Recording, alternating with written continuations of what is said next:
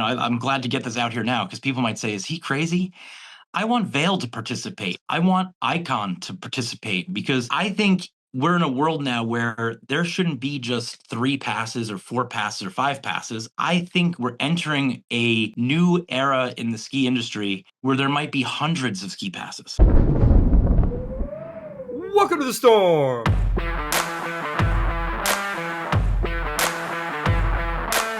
I'm your host, Stuart Winchester. Snow operating, making moves as always. Mountain Creek, big snow, snow cloud, terrain-based learning, and a brand new product we will talk about today. If you're listening, I just want to remind you, you can now watch this podcast at stormskiing.com or on YouTube at Storm Ski Journal. You can follow me at that same handle on X or Instagram at Storm Ski Journal. You can also rep the storm by picking up some merch at the Storm store at stormskiing.myshopify.com. And as always, the very best way to support the Storm's mission of independent ski journalism is to upgrade to the paid tier of the Storm Skiing Journal and podcast, which will get you access to 100% of the Storm's written content, past and present. A big shout out here to one of the Storm's biggest supporters, Profile Search International. I know you come to this podcast to hear from the best minds in skiing, folks like Joe Hession. The good news is the industry is filled with people like this, and some of this talent is always looking to make a move, and they could change your whole operation with the right hire. The folks at Profile Search International are the ski industry talent acquisition experts. They are the only executive search and recruitment firm in the world that is 100% focused on the ski industry.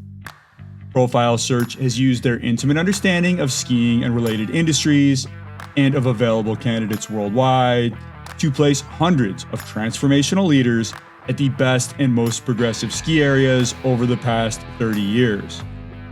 With offices in the US and Canada, they find and negotiate with the right leaders for your team. You can reach out to them directly at profilesearch.com or contact them by email or phone, or send me a note and I will connect you directly with this expert team. All right, let's get into episode 205 of the Storm Skiing Podcast. Joe Hession, founder and CEO of Snow Partners. My guest today is the founder and CEO of Snow Partners, which owns and operates Mountain Creek and Big Snow American Dream, both in New Jersey. Mountain Creek offers 46 trails on a 1,040-foot vertical drop served by 9 lifts. Big Snow, opened in 2019, is North America's first indoor real snow ski area. Snow Partners' terrain-based learning program has been used by more than 80 ski resorts worldwide, and the company has rolled out its Snow Cloud all-in-one resort management software with 8 clients. He started in the parking lot, and now he's running the company. He is a good friend of the Storm, making his second appearance on the Storm Skiing Podcast. Joe Hession is my guest. Joe, welcome back to the Storm. Always a pleasure when I can track you down for a few minutes. How you doing today, Joe? How's the family? I'm doing fantastic. Family's great. Thanks so much for having me. Really enjoyed listening to the podcast for the last few years. So you've been doing great work. So thank you for that. And I'm just really excited to be here. I'm excited to have this conversation. I think it's going to be a fun one. Yeah, let's get right into it, Joe, because you came on today to talk about the Snow Triple Play. Really cool product. Break this down for us. What is the Snow Triple Play? Yeah, the Snow Triple Play, and I know, I think we're probably getting into why the triple play, but so right now I'll just kind of tell you what it is. But it's really important to then explain why and what why we're doing it. But for simple basis, at Mountain Creek, we have a bunch of different products. We have day lift tickets, which most ski resorts have. Obviously, that's the core product, or it used to be the core product. Then you have seasons passes. And then we have this middle product called a triple play. I've seen it in other regions, but I'll give you an example of scale at Mountain Creek. We sell 20,000 seasons passes at Mountain Creek. Wow. We sell 55,000 triple plays. Amazing. So it's an amazing ladder product, and it tells us a lot about the consumer and kind of their intention. So we'll get into that. But what this is exactly what it sounds like. It's essentially a triple play product, so it's good for three uses. It has a price point of $199, so it's a lower price point than typical products, and it's available to be used at three resorts in the network that works with this pass. And part of why we did this, which we'll go into much greater detail, but everyone asks us, how do we work with Big Snow? How do we work with Big Snow? How can you help us with Big Snow? So the great thing about Big Snow is we each year, this year almost 280,000 visits at Big Snow Wow. on like 4 acres. So imagine like like most people are like, what's that even mean? Right. So we're doing the same, just short of the visitation of a mountain creek, which is substantially larger. And if you look at skier visits across the country, it's shocking what Big Snow can do. And 100,000 brand new skiers. So, NSA reports there's a million trial visits each year. We increased by opening Big Snow 10% of the US trial market with one facility. So the question is, where do we send these people? And that's kind of our thought of the triple play.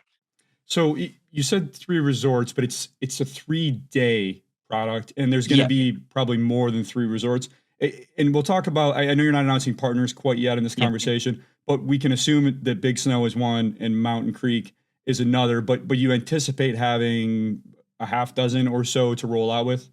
Yeah, I think we're just shy of announcing the resort partners because we have a bunch signed up at this point. But I think you know I would say our goal is probably somewhere around 10 to 20, specifically in the Northeast area for a reason, because that's the market we're in and that's the kind of market that we understand.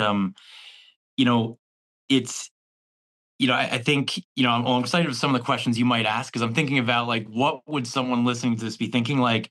Do we need another product? Is this another pass? Is there already a crowded field? Would you go after all this? So it's all very interesting thoughts that we've put into this. So it's. I want to just clarify a few things about the product, and then we'll move Yeah, into the why. So, from what I understand, it's non-holiday for now. Those 3 days. depending on the resort. Okay. So some resorts might decide that they want to have more traffic on certain times, depending on weather. So they get to decide it doesn't have to be one way or the other. Some of the resorts have said, yes, we want it this way. For Mountain Creek and Big Snow, we have no blackouts. Oh, great.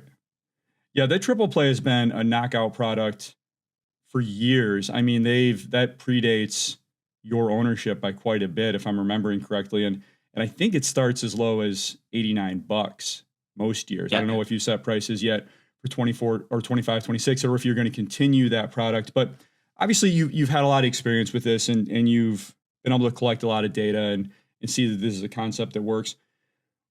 What's the problem you're trying to solve here by rolling this out beyond Mountain Creek and creating a multi-resort product? Yeah. So if you just sit back and listen, one of the things that I like to do, and some people don't believe me because I think I talk too much, but if you sit back and listen to what's going on and just listen to what people are saying, listen to what skiers are saying, the market's saying, industry people are saying, and you start to hear the same narrative, right? So I think everyone will agree at this point that the past products, which are super important, Mountain Creek has had a low price seasons pass for a very long time. We understand the model of a low price seasons pass to commit people to reduce variation of good and bad weather years, right? Like you could see why Wall Street loves that. That's probably, the Epic Pass has been a fantastic vehicle to help give confidence to kind of Wall Street and stock and shareholders, right? So but in order to do that, there's this little thing that all of the whole industry has done where let's make sure we lock people into seasons passes. And one great way to make sure they do that is to increase day lift ticket prices. So I mentioned earlier that, at Big Snow, we create 100,000 new skiers, brand new skiers every year. So we've been open 5 years. That's 500,000 skiers.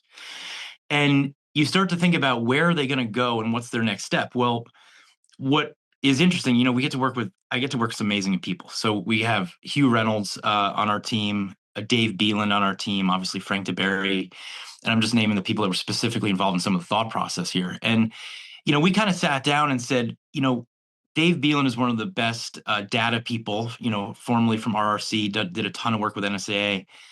What are we missing in the industry currently? Like, just let's just take a snapshot of, like, everyone keeps complaining that the lift ticket prices are too high, and they're saying that and it's all because they want people to buy a season's pass and make that a no-brainer. And it was interesting because when we looked at the data, 73% of skiers ski between 1 and 5 days a year. 73%. So if you think about it, we're around 11 million skiers in the US. And if you do the breakdown of how many Epic passes are sold, how many Icon passes are sold, how many Indy passes are sold, and individual resort things and passes, and you actually go through and look at that number, it starts to actually shake out exactly that way. So now there's basically 70% of the market, 50 to 70% of the market, who basically is like, I'm going to buy something I don't need because it might not justify a season's pass, or I'm going to get dinged on the head going on a day ticket. And for savvy skiers, it might work. People that have converted into skiing, they identify, like, I'm a skier, I'm going to go out and do it. And in many ways, the pass products are great because they actually push people to go ski more than they would have. And that's exactly what they should be doing. But there is a price point there, and there's an issue for the people that are like, oh, I went to learn to ski at Big Snow or Mountain Creek, and now I want to go to Vermont for the first time. And their choice is $200 or a season's pass. And there's this massive piece of the market that's like, I don't even understand what you guys are talking about. That makes no sense. We're like, no, we have high prices because we want you to buy season's pass. And it's like this idea that, we have such a lifestyle sport and kind of fan base of skiers and snowboarders in the world. And we forget that people who are not part of our core group, we're not talking to them in a way that makes sense to them as a product. And when you think about it, at Mountain Creek, we were like, does this data make sense? Yeah, we sell 55,000 triple plays and we sell 20,000 seasons passes. So you start to look and say, well, so what is it that the market's actually looking for? And I think it's looking for a price point that is way less, you know, way more attractive and opens up the opportunity for them to go see it. And then once they travel to Vermont, New Hampshire, or somewhere in the Mid-Atlantic, they might then get into the sales channel of, oh, you know what, the next product I should buy should be XYZ, either at the resort or one of the multi-pass products.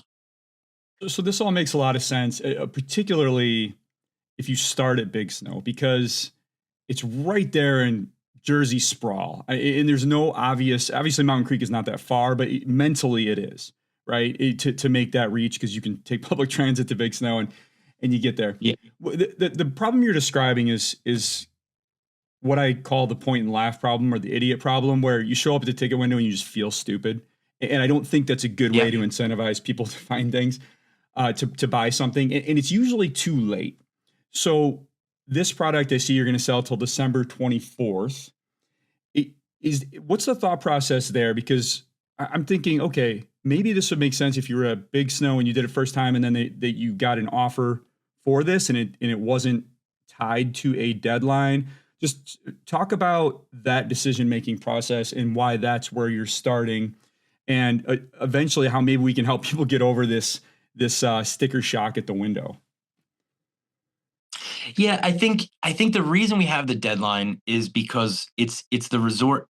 Sometimes we jump in at Mountain Creek and Big Snow and we do things that people go, that's pretty crazy you guys are doing that. Like, we sell our triple play at Mountain Creek through the whole season.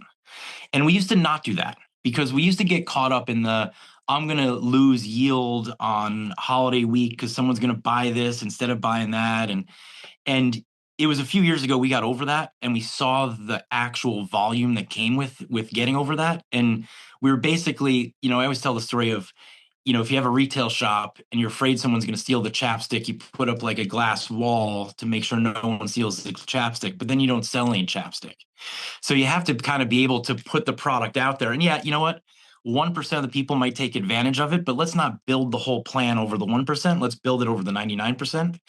And for us, right now we have to convince our new partners that, hey, selling this through the whole season is not going to cannibalize. It's actually going to open up opportunity to a whole new segment. And, I think segmentation is probably the biggest part of this conversation is what we're talking about is a new market of people and different conversations. So like, this is a group of people that otherwise wouldn't have gone to this place if they didn't have this product at this price. So right now the deadline's the 24th, super transparent. That's because of the resort partners and making sure that everyone's happy because we want to make sure that they're comfortable jumping in. My goal over time will be to convince them, like you just said, like what happens to the person on January 15th that learns to ski or snowboard at Big Snow, but now wants to go to Vermont for spring break. Like we should have a product for them. So Mountain Creek has been on a multi-mountain pass product before, and this was before your time. They were part of the Max Pass, and Max Pass, just for the listeners who are not familiar with it, it was the predecessor to the Icon Pass, and it was Intrawest, and it was Powder, and it was Boyne. They all joined forces on Icon. They scrapped the Max. A lot of them stayed on Mountain Collective for various reasons. So Mountain Creek was part of the Max Pass. I'm not sure if they were not invited to participate in the Icon Pass or if they declined. Again, before your time. Curious, given that history with Mountain Creek, if there were institutional learnings that made you sit out the multi-mountain pass programs up until this point, because Mountain Creek's super attractive for any of these passes. I mean, you get the New York City market, 20 million people in the metro area.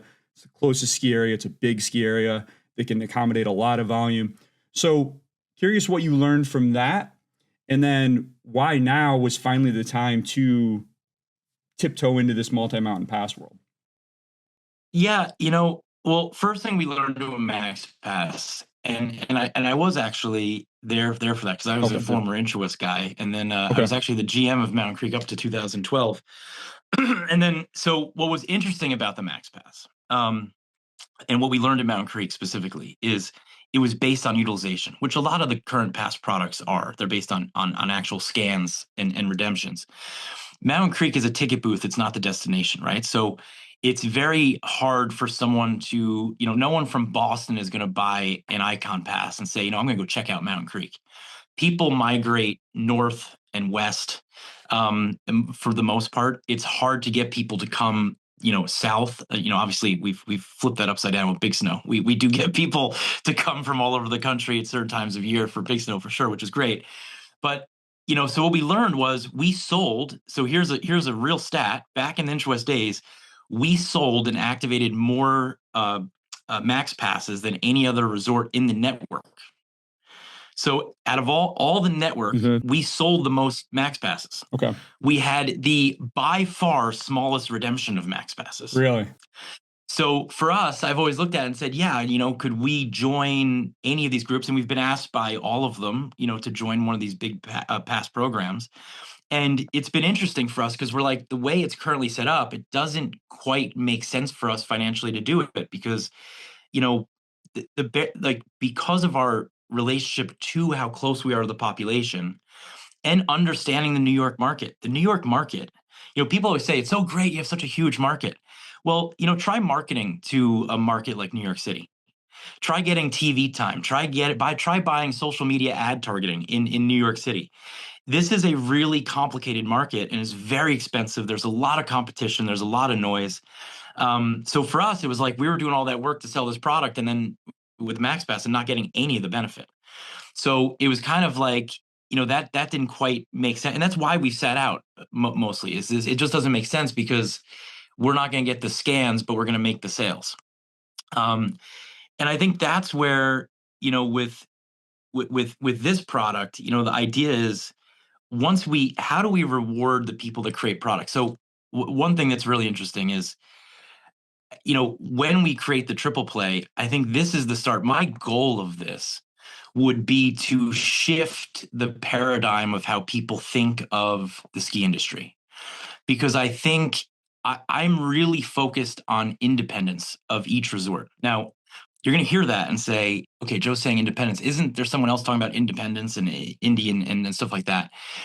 And again, not to, I don't know too much about the details there, but that's always like versus these people, right? My goal for the triple play pass, and people might, I'm glad to get this out here now because people might say, is he crazy? I want Vail to participate in the triple play pass. I want Icon to participate in the triple play pass. I want Altera, all of them to, because I think we're in a world now where there shouldn't be just 3 passes or 4 passes or 5 passes. I think we're entering a new era in the ski industry where there might be hundreds of ski passes, and there might be all different types of segments, because the max pass, right? We were working our sales channel in New York City trying to figure out how to get this market to sell them, and we're uniquely qualified for that.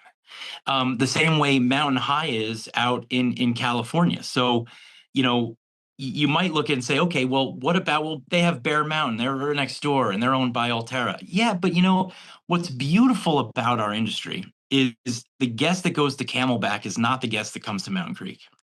There's always been this idea that it's competition, it's always verse. And we learned long ago, and hats off to Sani and kind of the group of the ski areas of New York and the community we have in the Mid-Atlantic area. We've realized you could draw a map, you could draw a line in New York City, and I could tell you that person goes to Camelback, that person goes to Wyndham, that person goes to Mountain Creek. And it just is the way that those communities flow, and they've flowed that way for a long time. So when you start looking at, instead of verse, it's end. It's kind of like improv, right? Like, instead of so to keep the conversation, let's say yes and for us, let me just close the loop on the max pass question. We and you can look back. We've done this. Mountain Creek on our social media has advertised the deadlines for both Epic passes and Icon passes in the past, because we've always looked at it and said, for our core skier, we want them to buy another pass, because if someone plans a trip out west and buys a Mountain Creek early price seasons pass for $329, but then also gets an Icon pass, that makes them a more committed skier, which makes them a better Mountain Creek guest, because they're really committed to skiing. And we want them to go out west, and we want them to come get their turns with us on the weekends that they're able to. That's all really interesting, Joe, and it leads into another line of questioning I had. So you're entering a pretty mature market. When I look at the United States and the way that the multi-mountain pass market has evolved, it seems to me that just about everybody who could join a pass and wants to join a pass has joined either Epic, Icon, Indy, or Mountain Collective. Most of them have made it pretty clear that they don't want to share. Now, Icon and Mountain Collective do share, but Altera pulled their last resorts off of Mountain Collective. They had Sugarbush, Palisades, and Mammoth still on, pulled them out a few years ago. Indy has had a couple of public disputes about partner sharing. Epic, every time someone joins Epic, they leave Mountain Collective, so they clearly have no interest in this. How are you going to bridge that? Because the industry doesn't seem very receptive to that idea of sharing resorts across passes. Yeah, and that's a great question. And here's the reality of that. I think most people in the ski industry making these decisions are looking at it the wrong way. I think they're not being open-minded, and they're not actually seeing how this is going. And what's interesting is they haven't looked backwards. So, one of the things that I've been fascinated in the research here is I've been thinking, like, what is an Epic pass, an Icon pass, or an Indy pass, or a Mountain Collective pass? What is it, right? And what it is it's basically a sales channel. And it's almost, in some versions, some more than others, it's an OTA. And if you think about, imagine a hotel in 1999 saying, oh, there's this new thing, it's called Priceline. I'm going to sign up for Priceline. And if I sign up for Priceline, I can't work with anyone else, because I'm only going to work with that sales channel. That would be insanely bad decision for that hotel. Because with technology the way we're at, the ski business has always been late to the game on certain things, technology, the way we sell stuff. But to give them credit, if you go to Mountain Travel Symposium and you go spend time, and I'll say, I've given the keynote there twice. I will say that most ski resort operators have not been to Mountain Travel Symposium. This year it was in Snowmass. The first time I went there, I saw all these people doing business. They're all talking in these meetings, they're having stuff. And naively, guy from New Jersey said, I don't know what this is. Like, can someone tell me who these people are? Why are there so many of them? And what are they doing? And they're like, they're ski clubs from around the country and they're negotiating their big ski trip out west. And I'm like, what? So what they do is like in Connecticut, the Connecticut Ski Club will go and sell to a group of people, and they'll get those people to join the club, and they'll get special pricing in hotels, and they'll go out to Snowmass for a week. That's essentially like that's an OTA, that's a sales channel, right? Um, that's the same thing that an Icon Pass or an Indie Pass or any other passes are actually doing is they're building a market of people and then they're sending them to the resorts. The resorts, in my opinion, when I say independence, should have the ability to sell to anyone they want to that makes sense for their business. Our goal is to increase participation in snow sports and skiing and snowboarding. We want more people to participate. We want to send traffic to the people that need traffic at the right times, which can be all different pieces. So my dream of, hey, you're launching this new product, you think Vail will sign up for it? Not right now. I don't think they will right now. But you know what? There might be a resort they own that is really all of a sudden looking, and they might all of a sudden be saying, you know what? International travel looks like it's not going to be doing so great this year with all the political stuff going on. We need to find some partners to drive some traffic because we're going to lose some international traffic. Who do we know that does that? Well, we have our sales channel, which they have a beautiful sales channel. They have a great one with Epic. It's an amazing sales channel. But there's a niche that maybe they're not talking to. And maybe a product like ours introduces them to completely new people. And if they look at it as consumer acquisition or basically, the ability for us to be almost an OTA, they might look at it and say, oh, Wall Street will love this. New segment of people now working with OTAs, opening up our products in a different way to help grow more Epic passes in the future. And I think the same to be said for anyone on the Indie Pass, anyone on the Altera Icon Pass. And I could see why those people want to say, like, no, this is my cheese. Don't let me touch my cheese. But I'm a ski resort operator. I want to bring more people into the sport and I want to send them to the right places. Um, with Big Snow, so if basically it's like, hey, we only want to work with Priceline, we're not doing hotels.com and kayak, you better see the door. I think that's the disruption that's about to happen because I think in one hand, I see someone saying, why do we need another pass? We already have too many passes. And on the other hand, I'm going, how many ways can you book a hotel room? So I'm in a hotel right now. I could go to the Bonvoy Marriott app and buy it. That's how I do it. I get points that way. I get better treatment that way. I get status that way. But I could also probably go to 30 other places, and that's probably a low number to buy the same hotel room. Same thing with airlines. Same thing with rental cars. Same things with Walt Disney World tickets. So look at Disney, right? Last week did a partnership with Costco, and Costco did a partnership to sell. It actually was a 3-day ticket, so that's just happenstance. I don't think they're using the same metrics of Disney guests, but a 3-day pass to Disney sold at Costco with food and beverage and a food and beverage certificate included. Why would they do that? Well, they did it because probably international travel is seeing wane. Is if I had a guess with the politics going on, and two, they looked at it and said, "Look, Costco has a great sales channel. So if we partner with them, make a product, and pull these people in our times that we need them to, because there's certain dates that you have to use their 3-day pass, that is a great example of using a sales channel, sending the right people at the right time. So I could see in the early days of this, like I think people keep thinking, oh, I love when people are like, here's where we're at, and this is how it is. That's not how life works, unfortunately. This is where we're at. This is where we came from, and where we're headed. I've been saying this at NSA meetings. I've been saying it for the last few years on stage a few spots. The next 5 years are going to be the most interesting and disruptive time in the ski industry because of technology. And I think, people look at me and they go, oh, okay. Yeah. And I think what I'm thinking is we have the ability to communicate, share data, work together.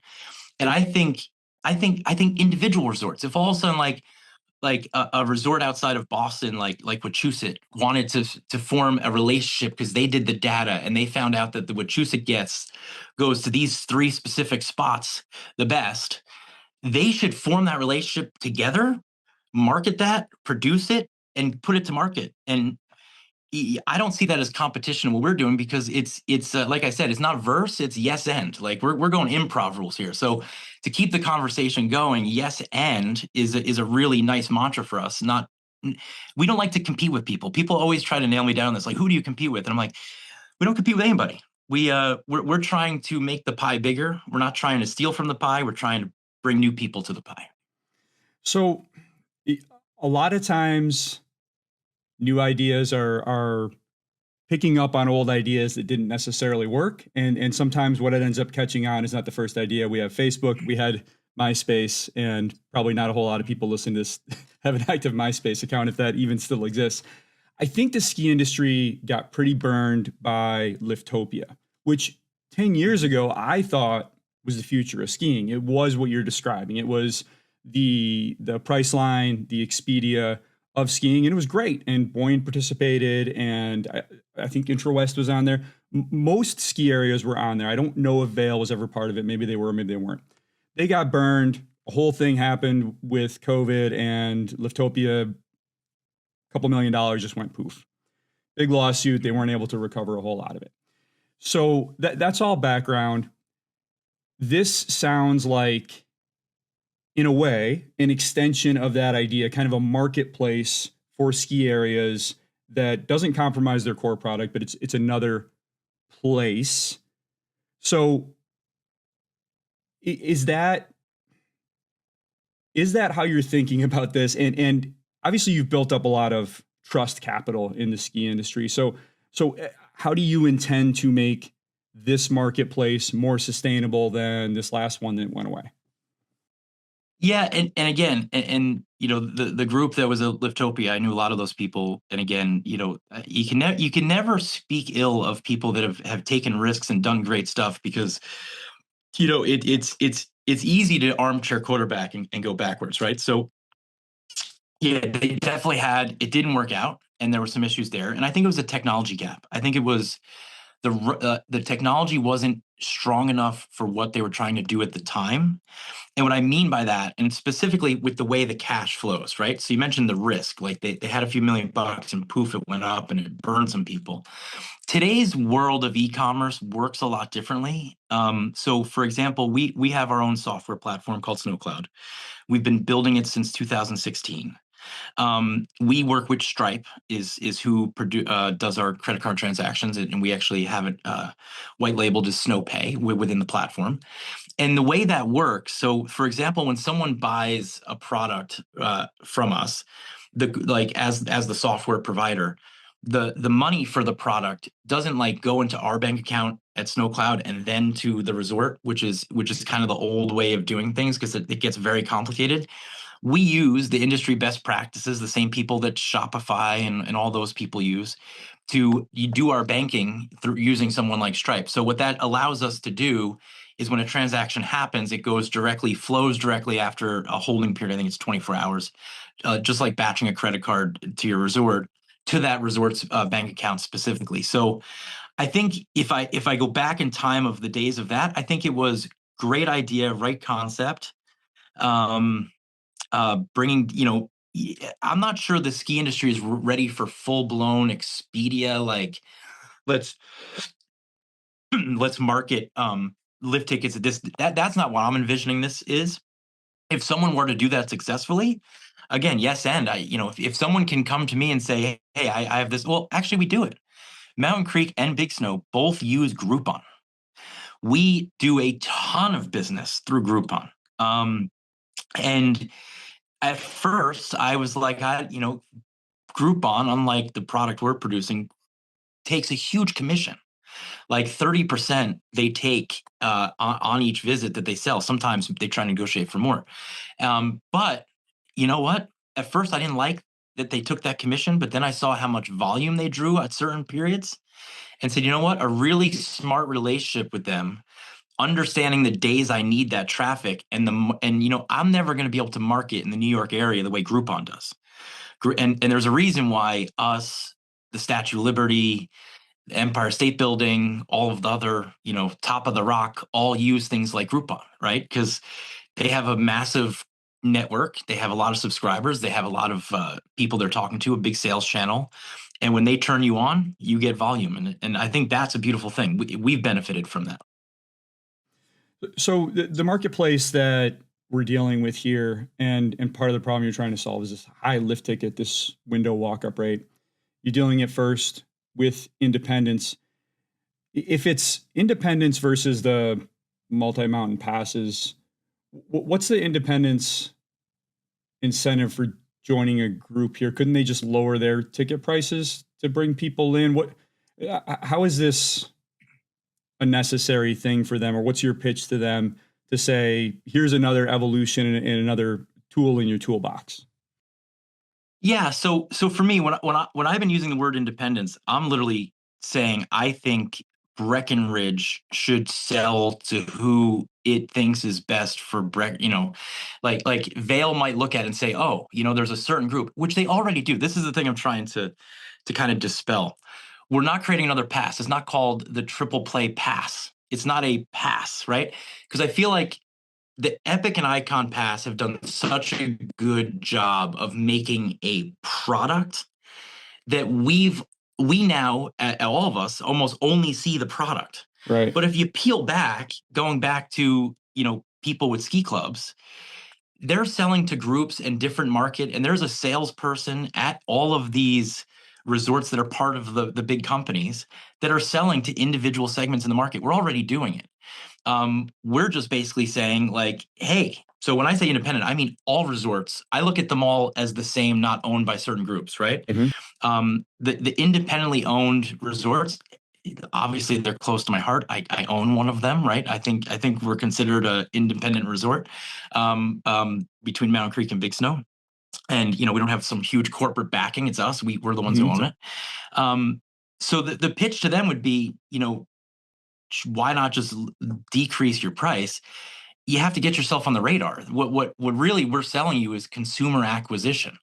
So what we're trying to do is we're saying, hey, we have this market of a few million people like in our database in the New York area. We've created 500,000 skiers in New York, in the New York area, over 5 years. And now they're looking for their next piece to go.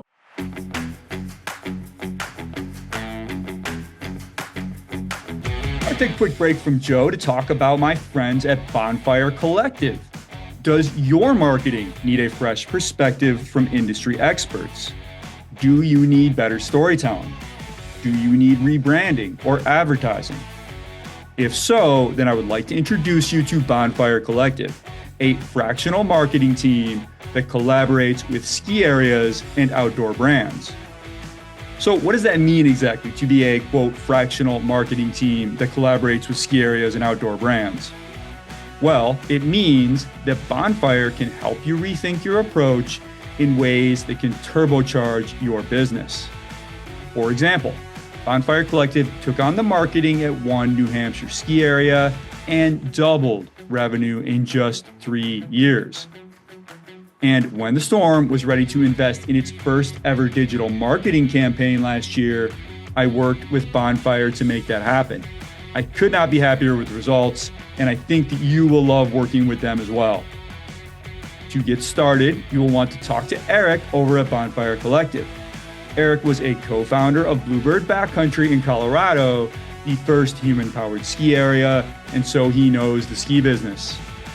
Visit bonfirecollective.com, or I will be happy to make that connection for you. Back to Joe.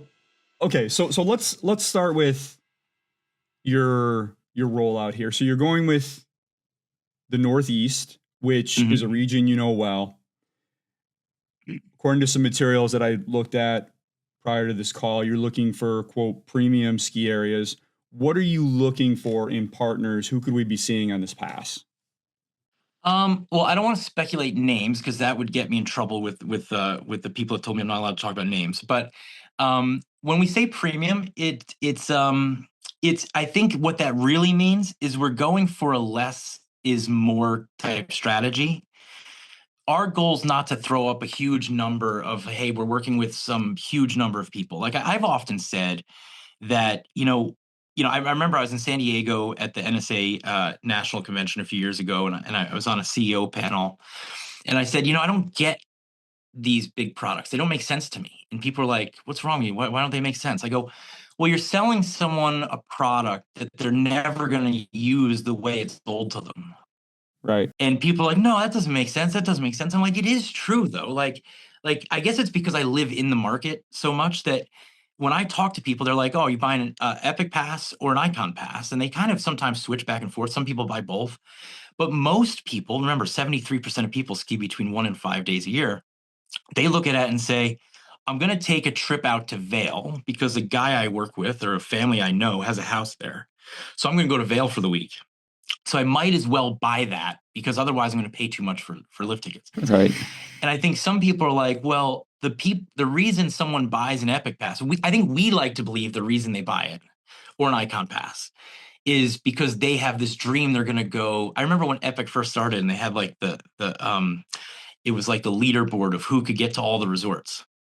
And how you could actually ski all the resorts. And I'm pretty sure I don't think, well, I haven't seen it lately. So, because I'm assuming that's not the way the consumer actually behaves. The way the consumer behaves is they say, I live in New Jersey, I live in Chicago, I live in California, and I want to go to my local place. Mhm. And then I want to venture out and maybe go up to Killington for a weekend, or maybe I want to go to Stowe for a weekend. And then if that coincides with my West Coast trip, I might decide, okay, I'm also going to Snowmass, and okay, so maybe instead of Stowe, maybe I'll go to Killington this year.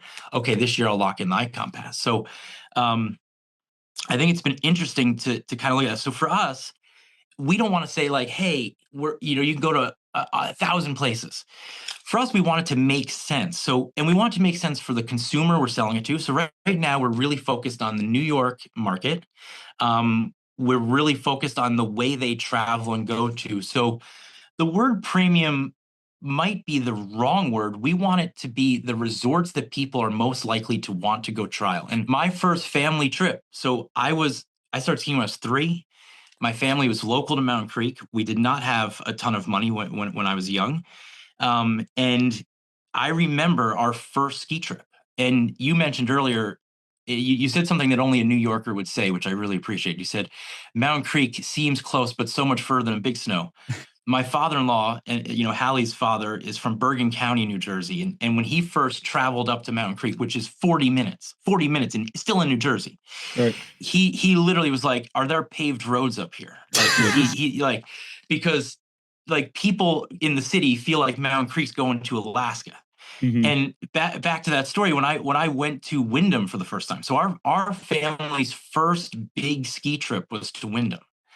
And you could have told me Wyndham was Alaska because I Right. was probably 12 years old, went from skiing at Mount Peter every day to Wyndham. It was a gigantic mountain. It was so cool to go see. And so that's what I mean. It's like for us, we needed to make that, we needed something to pull us there. We decided to go to Wyndham. I'm not sure what caused my parents to pick Wyndham. Um, I think it was the next step. So when you look at beginner skiers or new skiers or people that are sitting on the sidelines, what we want to look at in partners is here's the market segmentation we have. Here's where they're telling us they most want to be. And if we can match those two things up, I think then that makes a successful product. So as you start to conceptualize what this could be, right? And seems like you're starting small, starting with 3 days, starting with a small number of resorts. It- we've seen Epic roll out, Vail roll out, the Epic Day Pass. That's actually a pretty great product. It's in a bunch of different tiers. It's 1 to 7 days. Mhm. Icon has one that's actually not so good. It's all blacked out and it's 1 to 4 days. Boyne just rolled out their own that goes, I think, from 2 to 6 days or 3 to 6 days. So as you start to think about that, is this just the start? Maybe you could have, 2 to 7, whatever days. And also, I find a lot, I don't know if it's successful or not. I don't see the numbers, but if you're an Icon Pass holder or a season pass holder, an Icon Pass resort, partner resort, or Indy Pass partner resort, you can add on an Icon or an Indy Pass at a discount. Is there a sense that let's Mhm. attach this? And I guess that kind of goes against the casual market you're going after, but maybe I mean, there's probably a lot of different ways you can grow this. So what are your thoughts on how this could evolve to push people a little bit like the way your family was pushed to Wyndham? Yeah, and I think, to kind of answer the thought of is it an add-on or this, I think for us it's, yeah, it goes back to the yes and improv, right? Like I want there to be more indie passes sold, epic passes sold, icon passes sold. I want the industry to have more volume, maybe sometimes specifically at the right times, because sometimes maybe there's over volume at the wrong times.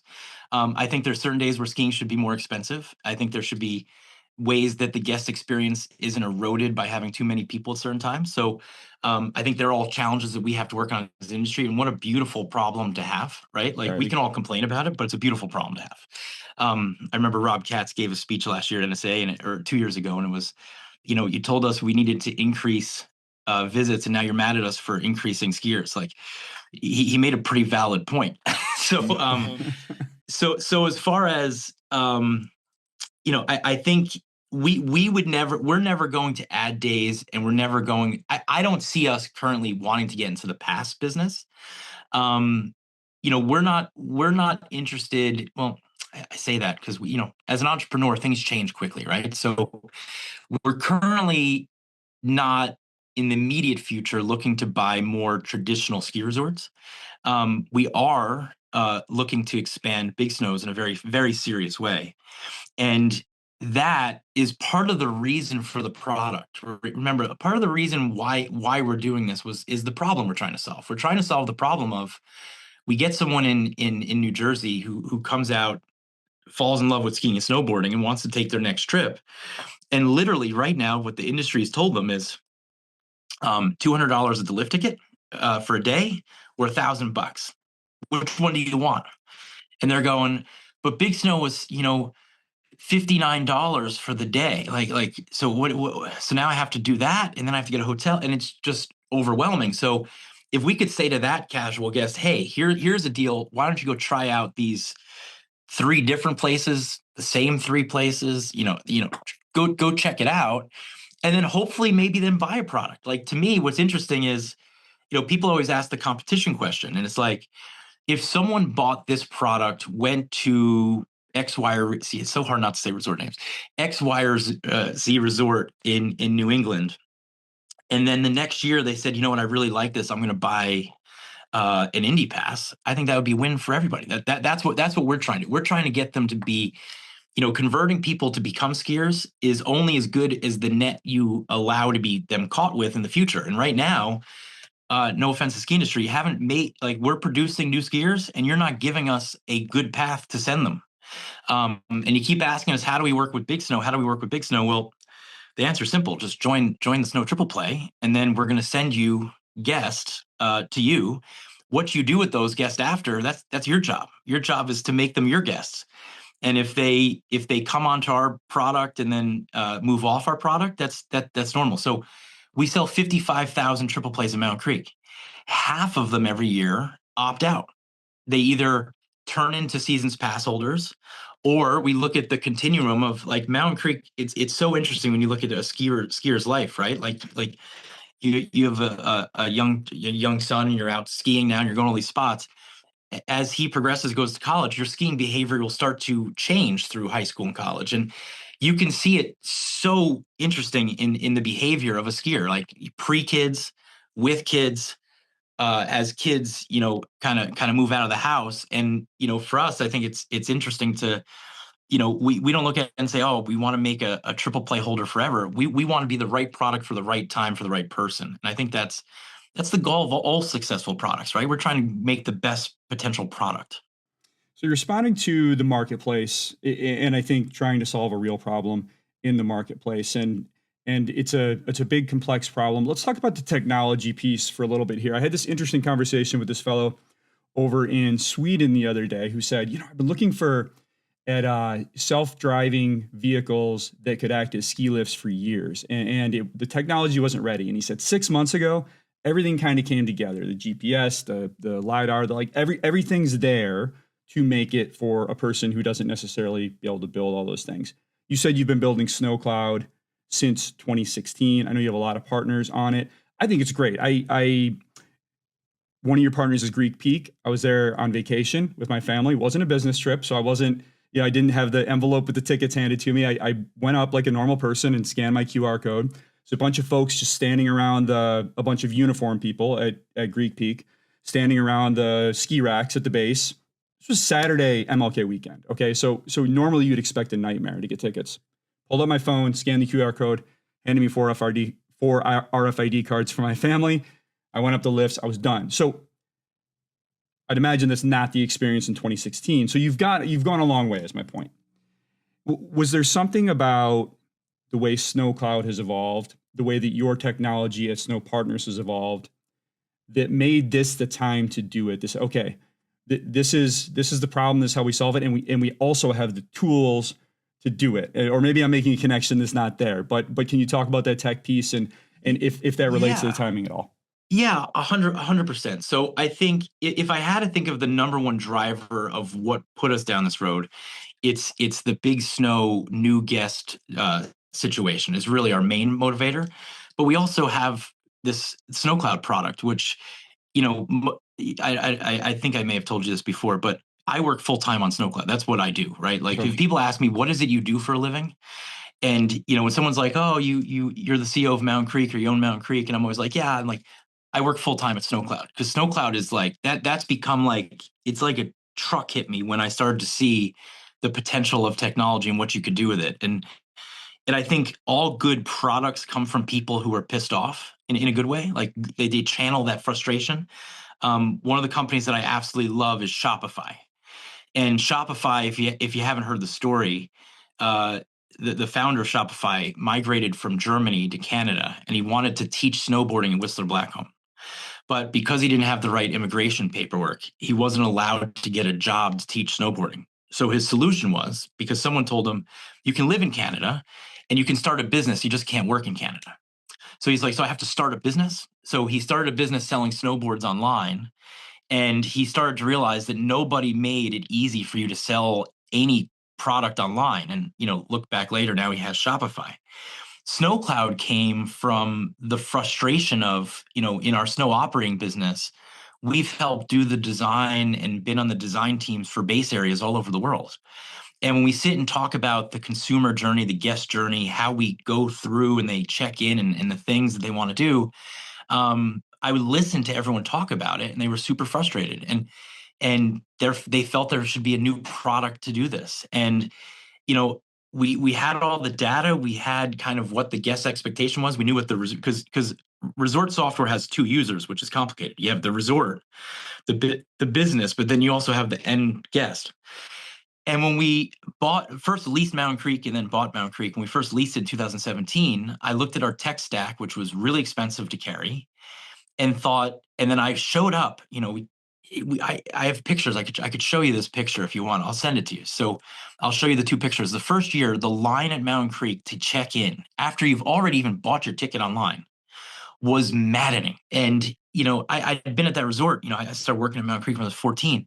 It was always that way. It's just the way it was. But then the consumer, the guest, all of a sudden was like, "This is not acceptable to me." So, and it wasn't acceptable to us. So we started to feel really like we got to fix this. And that's kind of where SnowCloud was born. So it was born from, how do we make that experience much more efficient from the beginning to the end? And a lot of times it's interesting. We've grown our team a lot at SnowCloud over the last few months, and it's so great when you bring new people on, especially people that have really high level experience in the tech world outside of the ski business. Because sometimes people are like, okay, you're an e-commerce platform, or you sell lift tickets. That's what SnowCloud does. But we always say it's a resort management platform. And the reason why is we have to balance, the ticketing manager, the guest services manager, the rental manager, the ASDA ski resort defense attorney, lawyers, and the consumer. So we want a quick transaction that then makes it super efficient on the resort side. So Greek Peak's been an amazing partner. They have a really smart team up there, and they've executed. And what's cool about working on something and finding a partner like Greek Peak, like you mentioned, the people that they had working there, and they kind of had those fanny packs with all the pieces that come off it. They put snow cloud in place up there, and then they made it their own in ways that they did it, and we shared notes, and then we now do things differently in Mountain Creek because of Greek Peak, and vice versa. So um I think as far as selling the product, yeah, it makes it real easy for us because the way we'll roll this out, the triple play product is through SnowCloud. So it has an instance to do that. We have some custom built stuff for our resort partners on the product. So essentially, it'll be a digital card, right? So you'll have the triple play will be on your phone. There's no physical, tangible piece of card. You're familiar with Mountain Creek. We stopped mailing and putting pictures on cards years ago, and we did that, to get rid of the line. It's funny. People used to complain, I can't believe you're not mailing me my pass. It's going to be chaos. And then they showed up and they were like, oh my God, how'd you do this? And it's like, you trade the picture because what most people don't realize when you go pick up your season's pass, if you're waiting in a long line and you're at a resort that's you're waiting for the printer to not get jammed and print out that's what you're waiting for. So what we do now is in retail, we sell you a season's pass that you can activate on your own. We sell you a season's pass that has your picture on it. So if you want a picture on your season's pass, that's a retail product. So if you want your kid's first season, you buy the pass that year with the picture on it, and do it that way. So we're going to roll it out through SnowCloud. The resorts then will have on redemption, they'll have access to our operator app. So SnowCloud, um, most people don't realize this is controlled totally by iPhones. Which I was at a gala here last night in New York City, and I took out my phone and I said, "Hey, do you want me to?" They were asking me like, "How does SnowCloud work?" and more detail, and I said, "Do you want me to sell you chicken fingers right here in New York City from Mountain Creek?" And they're like, "Yeah." And literally using just a phone and the app, I was able to accept a credit card payment. No chipper, no little machine, none of that stuff. Just tapping a credit card to the face of an iPhone. And what's beautiful about that, like you mentioned, Greek Peak, is on any given day, they can go from, two people working or one person working to 50 people working. So the way we eat the lines at these places is it's infinitely scalable because it's used through the iPhone. Now, as far as how resorts will redeem this, so a partner resort, if they're not on SnowCloud, let's go that route first. So if they're not working with SnowCloud, they'll have the operator app, which they get from the app store. So they get that from the app store. We'll give them a login for their basically instance. And basically the way it works is someone comes to X resort. I then in the operator app, SnowCloud, scan it. That then makes that guest your guest. So they end up in your CRM, they end up in your campaign. You find out the information about them, all the things you need to service them. You then get their waiver, all those things that you might need in the past, and then you then activate their ticket. Now, if you're not using SnowCloud, however you activate tickets, that's up to them. If you are working with SnowCloud, then it can go directly to Lyft because you could just take the digital card right to Lyft. If you want to put it on the media specific to your resort, we can do that as well. We have some really exciting stuff coming down. I won't speak of either of their names yet, but there's some gate companies. Again, like all of them, we like to work with all those groups. I think we've really gotten to a spot of maturity of figuring out a relationship with how we're going to work with those groups, and I think that the technology that they're bringing out, both ski data and then access has just done amazing work in the US, amazing market share. The pickup boxes, again, it goes back to the competition thing. People are like, do you want to replace the pickup boxes? And we don't.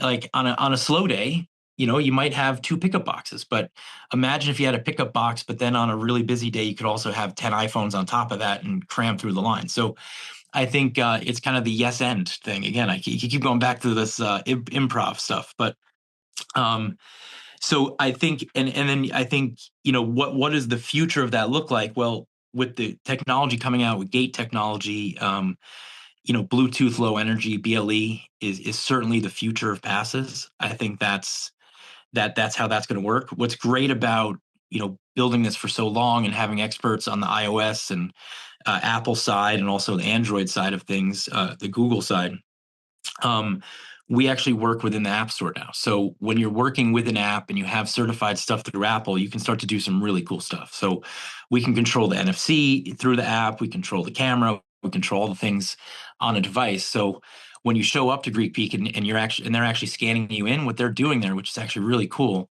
is they're using the SnowCloud app, taking the picture. They're basically using the camera to scan your barcode, and then what they're doing is they're encoding a piece of media using the NFC on the phone. So an iPhone does the whole transaction. Now, I'd like to get away from that. I'd like to, in the evolution, get to you don't need to go talk to anybody. You can just go right to the lift, and we're certainly getting closer to that. And as far as other technologies that might be able to do that on the ground, if they can get to work with us, that's great. But that's definitely in our wheelhouse of what we've been trying to do. That's really cool, Joe, and that's really exciting. I imagine we'll always need some physical media because of kids and not carrying phones. I only have you for a few more minutes. This is an awesome pass. I can't wait to see the roster and see how it evolves. I do want to ask you a couple quick things about Big Snow and Creek for updates because I know that folks Yeah. are going to see this podcast and hope for that. Last time you came on the pod in 2022, you said you had some financing or a deal or you had something in place to build more Big Snows. So here we are, 2025. Where Yeah. are you at with Big Snow? Can you give us an update on if we're still going to get more Big Snows, maybe a timeline, maybe where, anything you can tell us? We're getting more Big Snows. The answer is 100% getting more Big Snows. The question people always ask is, why does it take so long? And if poor people could live in my brain for about an hour, you'd start to realize why. But same thing with SnowCloud. We started SnowCloud in 2016. We've changed our direction on SnowCloud. We've failed forward in a way at least 50 times. Yeah. We have made massive changes. So the design of the next Big Snow is such an interesting question. Maybe you could help us by polling your community, because the struggle is, full transparency, to build current Big Snow would cost like $175 million. And that's in Dallas. So that's not even in the New York market. So when you think of that, that's a massive number. I mentioned the skier visits, right? We were close to just under 300,000 skier visits. When you look at products, so I'm actually in another industry now called it's the experience entertainment industry. So I get to work with, go to conferences with people like the Top Golf people, Andretti's, Pop Stroke, Putt Shack. So I've gotten this really great opportunity to meet with all these really interesting people that are not really in our spot. And we go a little late if you want. We can go a little later than 9. So I think working with all those people. I think we realized that over 200,000 visits for one location is an amazing business. There's a lot of these entertainment concepts that wish they could have that.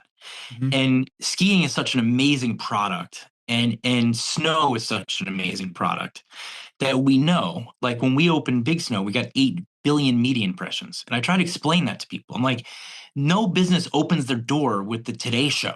Wait, that's a real number? That's not hyperbole? 8 billion? That's real. 8 billion.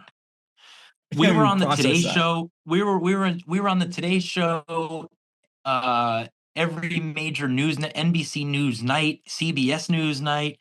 We were in the the Washington Post, the New York Times. And the moment I realized, this indoor snow thing was really interesting was, my whole life, when you ask people, hey, tell me something about Dubai, what's the first thing people usually say about Dubai? And maybe we're too close to it because we're in the industry, but people all the time go, do you know they have indoor skiing in Dubai? I've heard that forever, obviously since it's opened. My brother was in an Uber a few years ago in Orlando, and he said, where are you from? And the guy said, New Jersey. The guy said, where are you from? My brother said, I'm from New Jersey. He said, do you know you can ski inside in New Jersey? And I Amazing. said, the power of snow is amazing. So here's the challenge, though. 200 to 300,000 visits. With the price point we want to sell to the consumer, because we feel like the price is very important to get that demand. We're not going to charge $300 for a 2-hour session indoor hill. So you start to do the economics and you figure out, okay, what could you spend to build this thing? And we have a number, and that number, is probably closer to the $55 to $75 million range. And that, from that kind of works you back to how everything needs to flow through the construction process. So now you have an envelope of this is what I can build for that. And we have debates, and we have designs, and I mean we're far along the design process. When I tell you, our big snow's happening, we are very deep into the process, with engineering, architecture, all these things. And the conversation we've had is, what size should it be and where should we put the effort? So bigger learning area, steeper section. And if you look at current big snow, it actually is a terrible design, right? It's a high blue trail that goes directly into a green run. So beginners get on the lift at big snow and go, it's too steep, it's scary. And experts get to the top and say, that was really cool for the first 100 feet. I wish it was like that longer. So if you look at a traditional ski resort, like if you're building it on a mountain like Mountain Creek, right? Shockingly, the black runs go pretty straight top to bottom. The blue runs usually have a little bit more turn in the terrain. A green run, which is usually the nemesis of designing a ski resort, has to figure out how to go either, in a beautiful world, if you had the space to do it, it would go out and around and not intersect like Mountain Creek does with every trail on the mountain. But, green runs, that kind of works. So for us, it's always been about, we're building snow dome. People always ask us, what's the vertical? What's the vertical? What's your vertical? I'm like, yeah, that's not a shocking number. It's like 160 feet. So, but we're looking at it saying, you know what we might be able to do here if it's shorter but wider, and then actually gave you a longer pitch for a black run, a wider and longer pitch for a blue run, and then had a green run go across the whole top. Then you could kind of have the three different segments fully satisfied with the most terrain. And then you wouldn't have the issue of, you know, the reason, people are always like, why is it taking so long? Well, because my goal is not to build the next one in Dallas and then have one in Dallas. My goal is to build 20, 30, 40, how many make sense? We'll never, Top Golf just broke 100 venues in North America. We'll never be at that number because I don't think the way we're designing this, there'll need to be multiple of us in each city, but I don't see why every city shouldn't have a big snow. Like the places that we are in pretty serious conversations with, obviously we've talked about the Dallas market before. We're talking the Orlando market. We're talking to the Phoenix Scottsdale's market. We're talking to people in California. We have a lot, and we've actually now hired someone on the team who is kind of leading the development side of this, working with those cities and municipalities. So big snows are happening. It's taking a long time because we're trying to create something that hasn't existed. It hasn't existed before. I met with our counterparts. So I've met with every snow dome operator in the world last year in Amsterdam, and I've become really good friends with a lot of them. And one of my friends that I met from there, who I absolutely think is fantastic, used to run Ski Dubai. Now he's in Saudi Arabia. Tony. And Tony and I sat down for drinks, and we're going through the designs. And the first time I showed him design, he's like, no way, man, that's the wrong idea. Like, that's just the wrong idea. It's too small. And then he shows me his idea and what they're actually building. They're building 5 of them in Saudi Arabia. And he's like, I'm like, how much do these cost? He's like, $400 million. And I'm like, Each? yeah, so we're each. So, it's insane. What they're building is super cool. And I just can't, maybe I lack the vision. I don't see the vision of that, but I do see a vision of Top Golf size businesses across the country scaled the right way to give you a really, great kind of. I think we can take the emotions that skiing gives you. So the output of an experience is an emotion. I think we can deconstruct that emotional output with an experience that mimics that and inspires you to want it at a different location in the future. And that's kind of what we're trying to do. And when you start to get to that level of like we're working with Disney Imagineers, we're working with some really interesting people. We're challenging ourselves, but here's what I'll leave you. Here's the conundrum, right?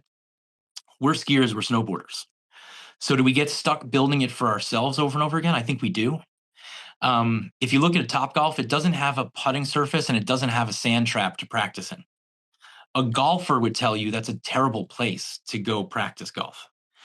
But that's not what they were going for. So for us, we have to detune our core ski appetite and figure out how to produce a product that goes to the right segment. And to do that, we've probably been through, and I'm not going to exaggerate this, 30 designs. And I mean, they've been so cool. And there's some of them are like wild, but we're past that point where we're to a, a spot of contracting for the location. So I think you'll hear news on that soon. Funding's still there. That's the one blessing we've had since the beginning is we've been funding first, and it takes a lot of pressure away because I'm not trying to dazzle money people. I'm trying to make a product that can scale. That's the goal. I want lots of big snows, not just one more. We could do a whole podcast just on that, Joe. Can you give me 15 seconds update on the lift at Mountain Creek, the replacement for the Vernon Triple UTs, possibly a 6 or 8 pack bubble in 2022? What's your current thinking on a new lift at Creek? Yeah, great question. I know the lift manufacturers have probably listened to this and be like, I've been trying to get this answer from Joe for the last few years. So Darren Stewart's helping you out, Darren Cole. So I think for us, we had a big debate. So you remember we had the conversation about the lift, and I really believe that the Vernon base of Mountain Creek needs a upgraded chair. And for people that don't know about Mountain Creek is we have, as a ski resort operator, we have the greatest lift an operator would ever want. We have the cabriolet. And and Stephen Kircher said this really well, a few years ago. I asked him about his 8-pack at Big Sky when they first put that in, and he said, no one wants to take off their skis for 1,000 feet of vertical, which is what the Ram Charger does. He's totally right. I know that because people at Mountain Creek hate taking their skis off for 1,000 feet of vertical. One of our pass holders, Andreas, a really great guy, also homeowner in our hotel. He got in this debate online with people from about a different resort, Camelback. They were talking about the fact that they got a new 6-pack, and we should get rid of the cabriolet. And he said, you can't get rid of the cabriolet because you hate the cabriolet because you have to take your skis off, but there's almost no line. And when people realize Mountain Creek's pumping 8,000 people in a day, and you look at the uphill capacity of, we're getting 8 people in that chair moving at a very high rate of speed constantly all day long. Now, with that said, if you put a 6-pack next to that, I think it's going to greatly improve the experience and be absolutely amazing. So we had that. That was my plan. So I'll be super honest. I lost that debate within the company. I was like, I want a chair. I told you we're getting a chair. I wanted a chair. And a chair is, I looked at our capital planning. There is a chair on the list within the next 2 years. But where we put our money in since then was snowmaking. So we did the automated snowmaking project with Techno Alpine. That's what we did. That's where the money for the lift ended up going, and some other spots. And the thought process there, and after doing it, I have to say it was the right call. Like this season, the snowpack at Mountain Creek, the confidence of smaller windows of snowmaking and those things turning on, turning off, self-regulating, was just amazing to see. So that's where that went. And our water park, the Mountain Creek Water Park is, got neglected for a few years, post Intrawest. And so we're investing a lot of money into that this year. We're bringing back some new rides. So we're going to be talking about that soon. Some of the famous rides from back in the day will be back for the first time. So we're doing that. And then the other exciting thing about Mountain Creek is we're doing a really big real estate project. So we're actually creating a whole, and we could talk about this again. This is a whole nother conversation, but we're building essentially a town within Vernon, New Jersey. So we're building within Vernon. We are building a whole section of a small downtown section, a lot of residential units. And we're trying to figure out for a long time, because we're a ski area, and this is kind of the problem, we're a ski resort, so you start to think like a ski resort, like a village, and that's the way Inchwest was planning it to do it. And then, led by Frank DeBerry, like some really smart, Frank is putting together some smart stuff. Frank, my brother Patrick, my other partner Scott, and then Kat Polizos is on our development team. Like what they've put together with the right kind of consultants is, we've realized that Mountain Creek is not a resort town. It's not, it doesn't need a village. It's not Copper Mountain, right? It's what it is it's a residential place. And post-COVID, with real estate values and the way they've pulled out of New York City, and we've seen that all over the country, we have an opportunity to create residential place to live, stay, play. And there's a lot of examples of that around the country. And we're actually working with those town planning organizations. So that moment of that equals all the other fun stuff. Because, I'll give you this actual conversation the other day that they'll be mad I said, but Frank went through the plan of the real estate sales and where all the money goes. And one of the business partners said, "So we don't make money, we just put it back into the mountain?" And he said, "Yeah, so we do." So that's lifts, future stuff is all funded through development and done in a way that, doesn't get old. And, it's good being, watching resorts do stuff and going and saying, well, I don't want it to look like that in 20 years. Like, so how to create a vibrant community that continues to thrive and makes sense for the market it's in. Like, it's almost like the takeaway from this whole conversation is we've become really focused on market segmentation, the right product for the right people, and building the best potential product. And if you do those things, it actually gets pretty interesting. So I could talk all day, and we could do an hour a week. I don't think it would be enough to cover everything that you're doing. So I really appreciate the time. I know you got to run. Exciting times for your company. Can't wait to catch up again soon. Great. Thanks so much for having me. Really enjoyed the conversation. You got it. Always a pleasure, Joe.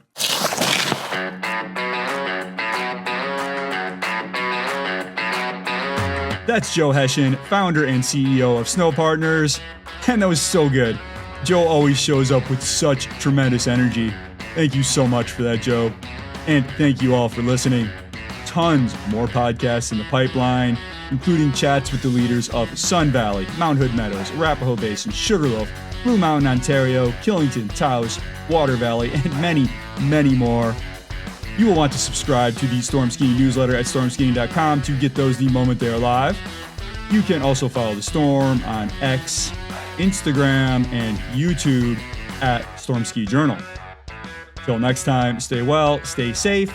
I'm Stuart Winchester, and I'll talk to you again very soon. The Storm Skiing Podcast is a Quicksilver Films production.